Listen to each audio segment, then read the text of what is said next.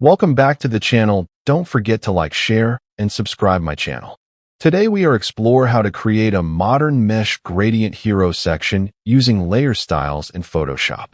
Now I open Photoshop and create a wide canvas for a hero layout. First I draw a large rounded rectangle using the custom shape tool. Then I apply multiple gradient overlays with soft color transitions to build a mesh effect. After that, I duplicate the shape and blur it slightly to enhance depth. Now I add subtle noise using layer styles to avoid flat gradients. Next, I apply inner glow softly to keep edges clean. Then I refine color balance so gradients blend naturally. After this, I adjust opacity layers for smooth transitions.